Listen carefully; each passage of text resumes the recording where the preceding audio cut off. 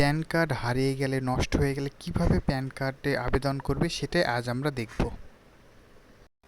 প্রথমে ইউটিআই এর ইউটিআই অর্থাৎ প্যান কার্ডের ওয়েবসাইটে আসবেন। এখানে প্যান সার্ভিস বলে অপশানে যাওয়ার পর রিপ্রিন্ট প্যান কার্ড বলে একটা অপশান থাকবে, এর উপর ক্লিক করবেন। রিপ্রিন্ট প্যান কার্ডের উপর আবার ক্লিক করবেন।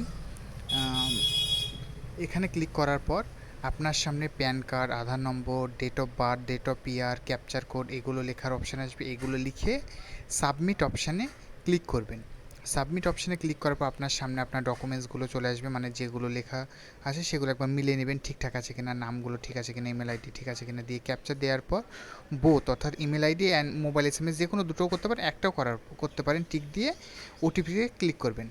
ফোনে ওটিপি আসার পরে আপনার যে ওটিপিটা ফোনে বা ইমেলে এসেছে, যেটা এসেছে কিনা সেটা এখানে ক্লিক বসিয়ে সাবমিট অপশানে ক্লিক করবেন।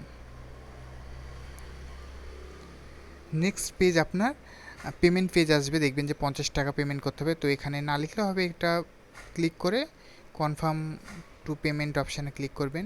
তো আপনার যে নতুন পেজটি খুলবে, এখান থেকে আপনি যে কোনো অপশান চুজ করে পেমেন্ট করে দেবেন। পেমেন্ট করে দেওয়ার পর আপনার ফাইনাল পেজটি চলে আসবে। এটি আপনি প্রিন্ট আউট করে বা পেজটি সেভ করে নিতে এখানে আপনার অ্যাপ্লিকেশন আইডিটি দিয়ে আপনার প্যান কার্ডের স্ট্যাটাসটা দেখতে পাবেন, কোথায় আছে বা কবে আসবে, এগুলো আপনি দেখে নিতে পারবেন। তাছাড়া আপনার ফোনে এসএমএস আসবে।